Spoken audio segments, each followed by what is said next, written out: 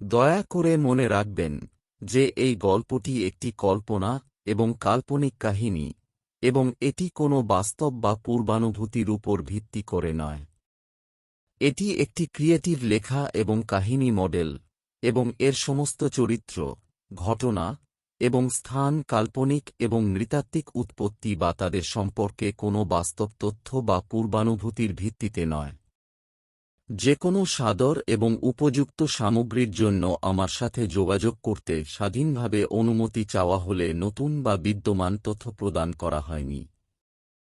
দীঘার একটি পুরাতাত্ত্বিক হোটেল, যেখানে মানুষের জীবন এবং অস্তিত্বের অদ্ভুত এক অধ্যায় লুকিয়ে রয়েছে, তার এক অদ্ভুত রাতি স্বাক্ষরিক অপেক্ষা করছিল। রহুল, অর্ক এবং মেঘা, এই তিনটি বন্ধু হোটেলে এসেছিলেন এক রাতি কাটাতে। আদিভূত হোটেলে, যেখানে সবকিছু মোহকৃষ্ট এবং ভৌতিক আবহাওয়ায় লিপ্ত ছিল, তারা হাঁটু হাঁটু একে অপরকে রহস্যময় কাহিনী বলছিলেন। এই রাতি তাদের জীবনের অবশ্যই অবদান রেখেছে, কারণ এই হোটেলের পৃষ্ঠতলে অদ্ভুত ঘটনাবলী ঘটছে, যা তাদের ভৌতিক এবং মানবিক বুদ্ধিতে মনোনিবেশ তৈরি করছে। তাদের জীবনের সবচেয়ে ভয়ানক রাতি একটি নতুন রূপ নিয়ে এসেছে, এবং এই রাতির প্রচুর ভৌতিক সমৃদ্ধি তাদের আত্মবিশ্বাস এবং সাহস চূড়াতে চলেছে। একটি পুরাতাত্ত্বিক বইয়ের মাধ্যমে তারা হোটেলের অজানা রহস্যময় ইতিহাসে নেমেছে, যা তাদেরকে হোটেলের অদ্ভুত সাংস্কৃতিক ও ভৌতিক মূল্যবোধে অবলম্বন করতে সাহায্য করছে। তাদের জীবনে এই অজানা হোটেলের মধ্যে একটি স্বাক্ষরিক অদ্ভুত বিশ্বে প্রবেশ করার জন্য একটি নতুন দিকে নিয়ে যাওয়া, এবং সাধারণভাবে ধারাবাহিক থেকে বের হওয়ার মাধ্যমে একটি অদ্ভুত ভূতবাদের প্রচুর রহস্যময় ও ভৌতিক সম্প্রদায়ের সাথে পরিচিত হওয়ার অভিজ্ঞান করতে তাদের জীবনকে পুনর্নির্মাণ করতে সাহায্য করছে।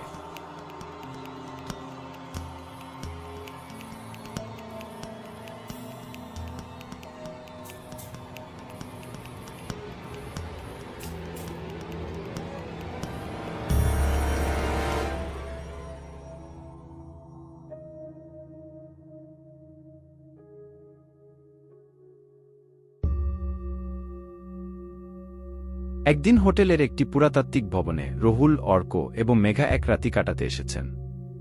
একে অপরের সাথে খুব একসাথে থাকার মজা করছিলেন, কিন্তু এই রাতি তাদের জীবনে অসমাপ্ত রহস্যময় এক অভিজ্ঞান অপেক্ষা করছিল। রাতের সময় হোটেল খুব শান্ত এবং স্বভাবগতভাবে অনেক বৃষ্টি বর্ষণ হচ্ছিল। তাদের রুমে বসে আছিলেন সবাই, একে অপরকে রক্ষার কাহিনী শুনতে আবার একসাথে এসেছিলেন। তারা হাঁটু হাঁটু এক অপরকে ভূতের কাহিনী বলছিলেন, যা তাদের মধ্যে রোমাঞ্চ এবং অদ্ভুত অনুভূতি তৈরি করছিল। একটি সময়ে রহুল একটি পুরাতাত্ত্বিক বই খোলে এবং হোটেলের ইতিহাস জানতে চায়। তার অবাক হয়ে যায় যে হোটেলটি বহু শতাব্দী পূর্বে একটি মানব শব্দের স্থান ছিল, এবং এই স্থানটির সাথে অনেকগুলি অতীতের রহস্যময় ঘটনা জড়িত ছিল। বইটি তাকে একটি রহস্যময় পথে নেয়, যেটি তার বন্ধুদের সঙ্গে অবস্থানে পৌঁছিয়ে।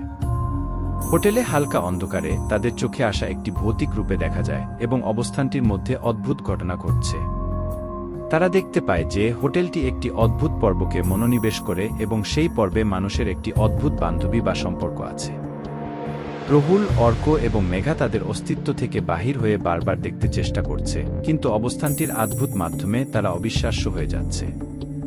তারা হোটেলের ইতিহাস এবং স্বাক্ষরিক ঘটনার সাথে সংযুক্ত হয়ে এসে তাদের জীবনের সবচেয়ে ভয়ানক রাতি অভিজ্ঞান করতে চলেছে।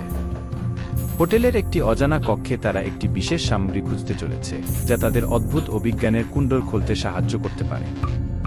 সামগ্রীটি বিভিন্ন চিহ্ন, সংকেত এবং মানচিত্রের মধ্যে একটি অদ্ভুত সম্পর্ক উজ্জীবিত করতে সহায়ক হয়ে ওঠে।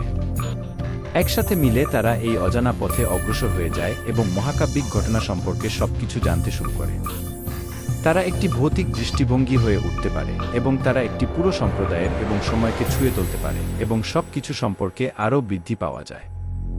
হোটেলের ভৌতিক রহস্য উল্লেখযোগ্য হতে থাকতে থাকতে তারা মনোনিবেশ এবং সংস্কৃতির মধ্যে একটি অদ্ভুত সম্পর্কের সাথে পরিচিত হতে থাকে। হোটেলে বৈশিষ্ট্যিক রহস্যময় ঘটনাবলী তাদের সামনে উঠতে থাকতে থাকতে, এবং সবচেয়ে ভীতির কিছু প্রকারে হোটেলের সম্প্রদায়ের অবস্থা থেকে প্রাপ্ত হতে থাকে। রাতের শেষে রহুল, অর্ক এবং মেঘা বুঝতে পারে হোটেলটির অবস্থান এবং সময়ের সাথে একটি অদ্ভুত সম্পর্ক আছে, এবং তারা এটি প্রবোধন করতে সক্ষম হয়েছে।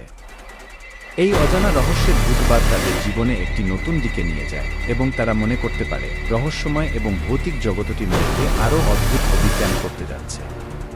ট্রেনটি চিরকাল চলতে গিয়ে অজানা এক মারাত্মক ঘটনায় অধিকারিতা প্রবেশ করতে চলেছিল।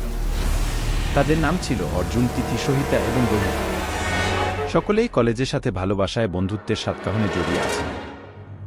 একদিন তাদের মধ্যে হঠাৎকরভাবে মনে হয় মানালি সফর করার জন্য একটি ট্রেনে উঠতে হবে। একটি মহৎ সফরের প্রস্তাবনায় তারা প্রবল আনন্দে ঢুকে গিয়েছিলেন ট্রেনে। তাদের উৎসাহ দেখে ট্রেনটি মন্ত্রিত হয়ে পড়ল এই ভ্রমণকে মোকাবিলা করতে। সকালের এক সময় ট্রেনটি সৃষ্টি করতে পারল এক অদ্ভুত ঘটনা, যা শুধুমাত্র বন্ধুদের চোখে পড়তেছিল। ট্রেনের খাঁচায় একটি মহাকালী মূর্তি রয়েছিল, সকল প্রহরে এক পরিবর্তন করে তার আকৃতি। মহাকালী মূর্তির প্রসারণে ট্রেনের ভেতরে একটি অদ্ভুত শব্দ শোনা গেল। রোহিত, যে সবসময় ভূতদের প্রতি নিষ্ঠাবান, তার মুখ থেকে একটি চিৎকার শোনা গেল। এই স্থানটি একটি অদৃশ্য শহরের মতো, যেখানে মূলত ভূতেরা বাস করে। মহাকালী মূর্তির আগে ট্রেনের সবাই ভূতের ভীতি ভুগছিলেন, তাদের মনে হয়েছিল ট্রেনটি ভূতদের রাজধানী। তিথি একজন ভূতদের মুখে বললেন, আমাদের কাছে তো তুমি আসতে পারবে না, ভূতের রাজধানী তোমাদের স্বাধীন। মহাকালীর দরজা একটি অমৃত্যু পথে প্রবেশ করে ট্রেনের সবাই হঠাৎ অমৃত্যু হয়ে যায়। রোহিত, তিথি, সহিতা এবং অর্জুন হঠাৎ এক নীল আলোয় চিরকালে মুক্তি পায়। ভূতদের রাজধানী হতে থাকতে এখন তাদের আর কোনো প্রতিষ্ঠান ছিল না।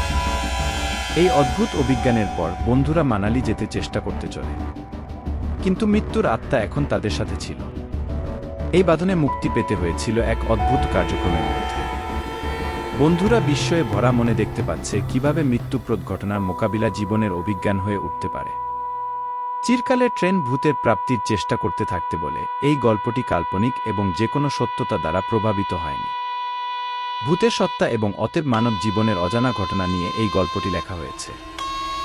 Subscribe to my YouTube channel and press the bell icon for the new real horror story.